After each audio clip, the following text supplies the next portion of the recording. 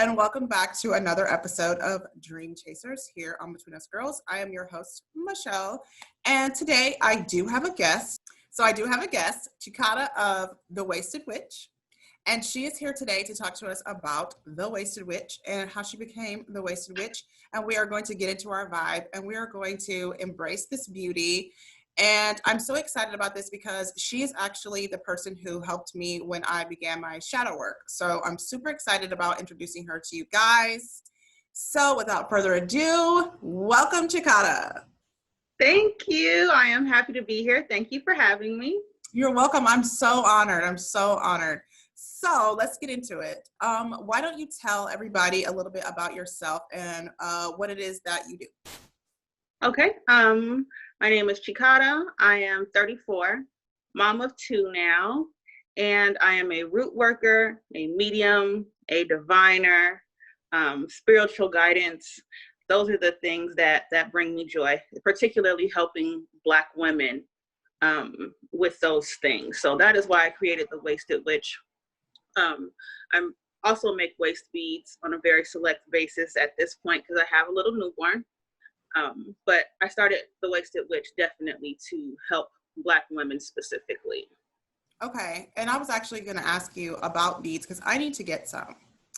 So whenever you're up to making some, I would love for you to bless me with that work.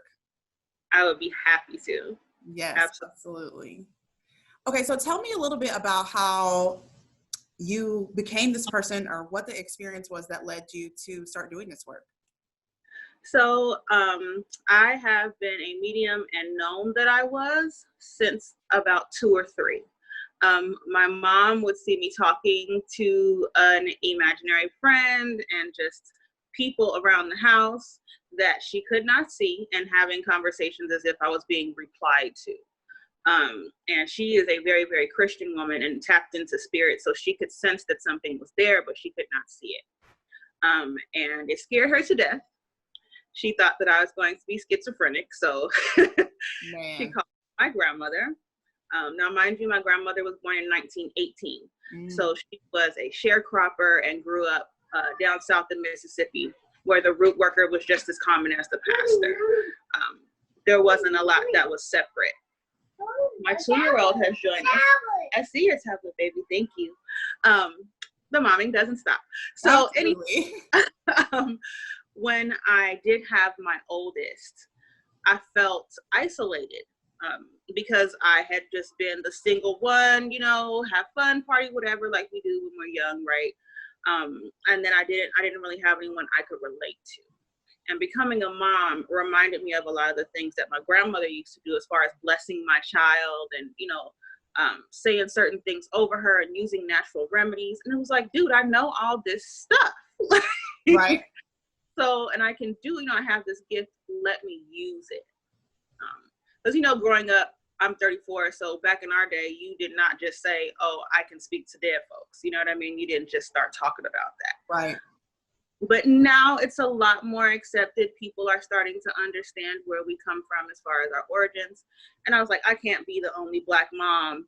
I'm a stay-at-home mom. I cannot possibly be the only one that wants to learn more about this path. And I would love to share what I can share.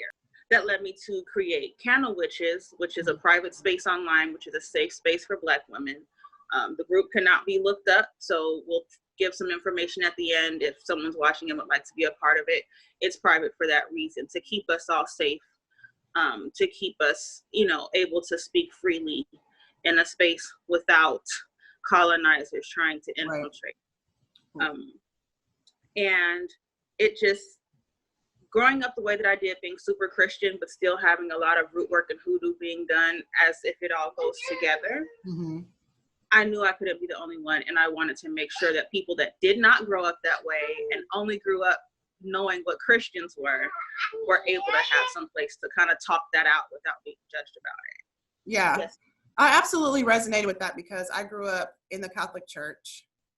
And even though I found out too, over the last year when I was doing all my shadow work and digging through myself and my history, that my parents actually, my mom would draw the charts and my dad would read them for people, astrology. So I felt drawn to that naturally.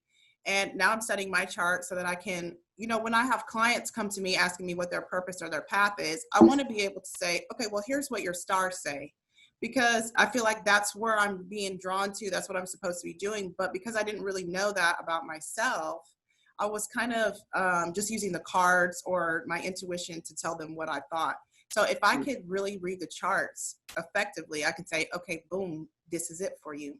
So just being in that group helped me to not feel crazy, to not feel weird, and to really, because I know I told to share this with you that I just had wanted to be a better parent ultimately, because I was feeling so overwhelmed, single mom over here, like trying to juggle all these things.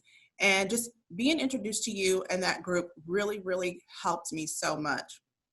So like, I feel like that's one of the things, like when people become awakened, Black women specifically, they start to feel like they are doing devil work instantly because of what we are taught growing up. So like, what would you say the most common misconception is about spirituality that you see? The most common word is demonic.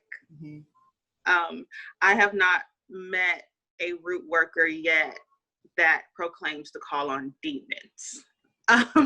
That's, what I mean? Most of us who actually understand what demons really are, they're not what people think they are, right? They're not these crazy creatures from the depths of hell that are coming to suck your soul. That's not really how things work. Right.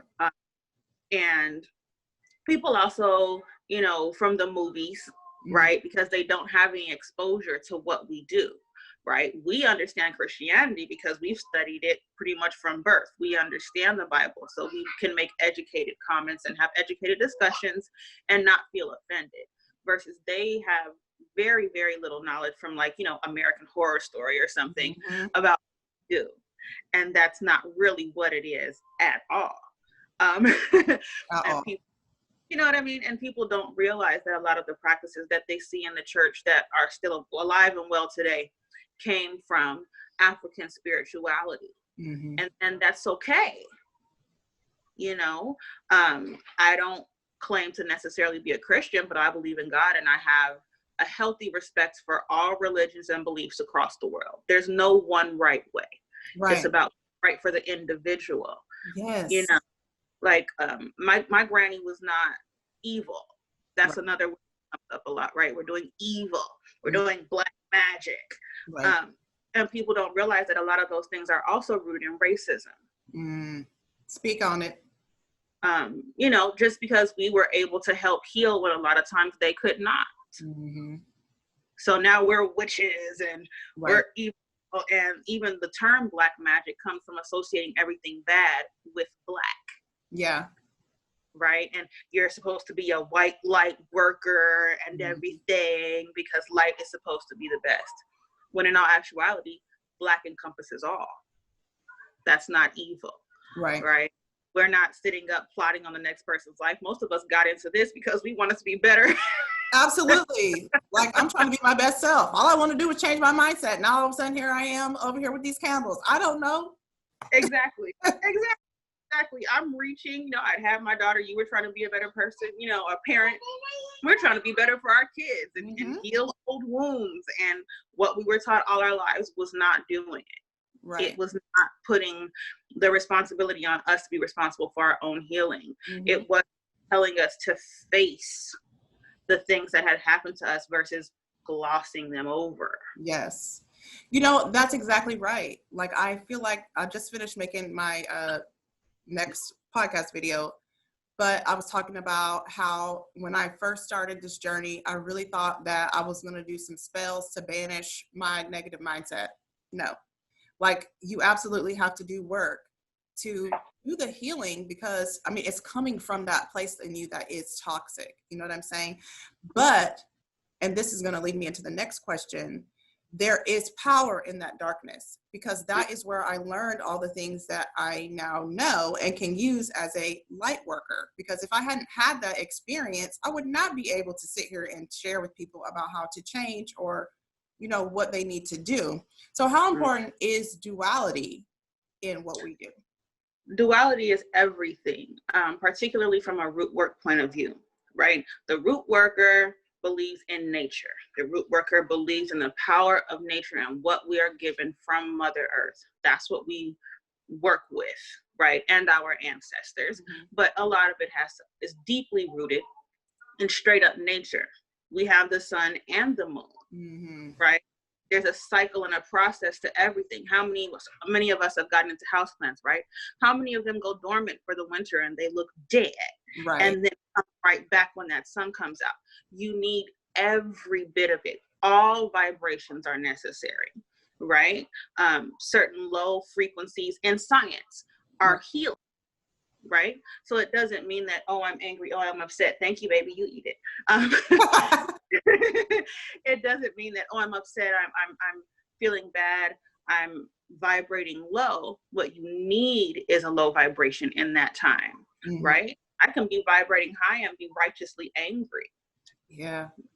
We need everything that comes in nature. And the same is with ourselves. Mm-hmm. And the same as with ourselves. There's no way, right, that I can be a good mom if every time I'm triggered by something in my past, I lash out at my child. Mm-hmm. No possible way. Because that's why it happens. Yes. Right? It has nothing with a 2-year-old being a 2-year-old, and everything to do with how we were raised and influences that we've had. I know. And that's what shadow work is. Duality is important because with that shadow work, we're recognizing that shadow self that we hide, right? That traumatized, wounded self. We need to heal her. She's usually still a baby. She is. I know mine's 6 years old. You know what I mean? Like, I know it. We got to cuddle her. We have to do some time-ins with her, you know, and really get down to the nitty-gritty. And sometimes we need therapy. A lot of the time, I'll venture to say all the time, therapy is useful in that shadow work process, and it never stops. Right. And that, I think that is a huge part of it too, is that people think that once you do it one time, that's it. Like it's mm-hmm. never ending, because there's always going to be something that might trigger you. And the thing is that people are like, well, I don't want to be triggered anymore. Well, okay, well, stop being human, because there's going to be something. So really the growth is in the way you respond to it, or the way you stop to think, because that's really what I've been doing. I'm like, okay, is this something to get mad at? It's absolutely not.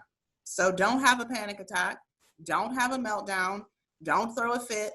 Don't abuse these children because they've done something that kids do. You know, like we just really have to be able to look at ourselves. And I think that is what people don't want to do, because it is hard and it's painful to say, oh man, I acted like that because when I was 6, those people wouldn't let me be the ladybug in the play. Like this was even like 2 weeks ago. I sat on the toilet by myself and I was crying because I remember that I really wanted to be this ladybug. But of course, everybody was white at the school except for me. So they didn't pick me, even though I know I sang the song like a grown woman. But they didn't pick me. And I felt rejected. And in that moment was when there she was. And she was a big old bitch for what, like 32, 33 years? Just like, leave me alone. I know y'all are fucking with me. I know nobody likes me and don't want to be my friend the whole time. And if I had continued to go like this and not look at that part of myself, I would never have been able to say to you what I was experiencing or be able to share that with other people. So I think this is really important. And I want people to be able to be open with themselves and not feel weird or crazy if they feel like they want to be on a spiritual journey, you know? Absolutely. Self-awareness is really key. You know, when people, you know, oh, I feel like I might be doing something wrong, or, you know, this feels bad or something, you have to address where those feelings are coming from. And it comes from, you know, conditioning, societal conditioning and Christian teachings a lot of the time, because we're taught if it ain't Jesus, it's bad. Right. Period. Like I wasn't allowed to listen to anything but Jesus and jazz music, because if it wasn't Jesus, it was bad, and jazz was okay because most of the time it didn't have any words. Right. Like, that was it.